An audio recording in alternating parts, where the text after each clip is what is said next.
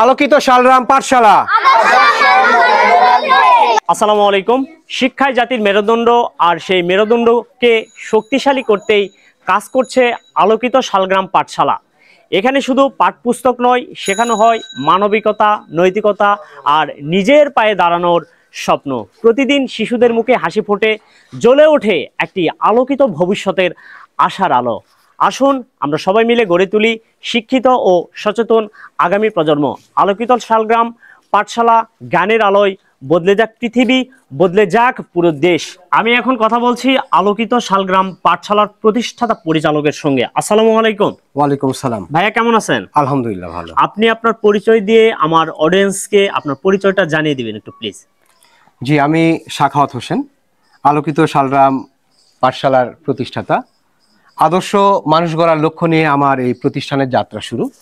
আমি দীর্ঘ প্রায় 24 বছর গ্রামের বাইরে অবস্থান করেছি।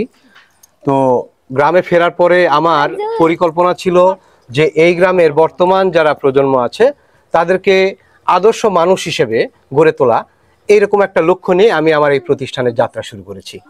আচ্ছা ভাইয়া, আমি যদি এখন বলতে চাই যে এই প্রতিষ্ঠানটি গড়ে তোলার আপনার উদ্দেশ্যটা কি ছিল আর কি? আমার এই প্রতিষ্ঠানটা গড়ে তোলার উদ্দেশ্য হচ্ছে যে আমি লক্ষ্য করেছি এখন বেশিরভাগ শিশুরাই, বেশিরভাগ ছাত্রছাত্রী তারা মোবাইলে আসক্ত, বিভিন্ন রকম গেমসে আসক্ত, তারা অন্যান্য বিভিন্ন দিকে আসক্ত, কিন্তু পড়াশোনা থেকে অনেকটা দূরে। এবং যদি সত্যিকার অর্থে বলি যে একটা আদর্শ মানুষ হিসেবে গড়ে তোলার ক্ষেত্রে আমি মনে করেছি যে আমি হয়তো একটা অবদান রাখতে পারবো আমার অবস্থান থেকে। এজন্যই আসলে আমার এই আদর্শ মানুষ গড়ার লক্ষ্যে এই যাত্রা শুরু করেছি। পাঠাগারের ব্যবস্থা আছে নাকি? জি, আমার এই পাঠশালাতে পাঠাগারের ব্যবস্থা আছে। আমার নিয়মিত যারা ছাত্রছাত্রী আছে তারা এখানে পড়াশোনা তো করছে, এর বাইরেও গ্রামের যে কোনো বয়সী যে কোনো মানুষ এসে এখানে বিভিন্ন রকম বই এবং প্রতিদিনের দৈনিক পত্রিকা থাকছে, প্রথম আলো, দৈনিক করতোয়া এবং ডেইলি স্টারের মতো পত্রিকাগুলো থাকছে, বাংলা মিডিয়াম, ইংলিশ মিডিয়াম। তো এই পত্রিকাগুলো তারা পড়তে পারছে, বিভিন্ন ধর্মীয় বই, বিভিন্ন ধরনের গল্প, উপন্যাস, সব ধরনের বই পড়তে পারছে। এটা সকলের জন্য উন্মুক্ত, সবার জন্য উন্মুক্ত। আচ্ছা ভাই, এখন আমি যদি শেষ অবধিতে আসি তাহলে বলতে চাই যে আপনার এই পাঠশালাটির ভবিষ্যৎ পরিকল্পনা কি, এটা একটু জানতে চাই। ধন্যবাদ আপনাকে।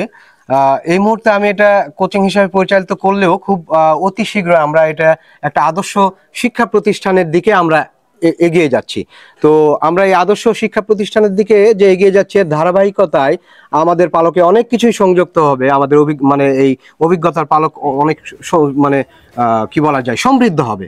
এবং পাশাপাশি এই যে শিশুরা, কোমলমতি শিশু, তাদেরকে আদর্শ শিক্ষা এবং সুশিক্ষায় শিক্ষিত করাই আমার এই প্রতিষ্ঠানটার অন্যতম লক্ষ্য। এবং আশা করি এটার মাধ্যমে আমরা একটা আদর্শ সমাজ ব্যবস্থাও গড়ে তুলতে পারবো ইনশাল্লাহ। অসংখ্য ধন্যবাদ ভাইয়া আপনাকে। আপনার পরিকল্পনা আমার খুবই ভালো লেগেছে।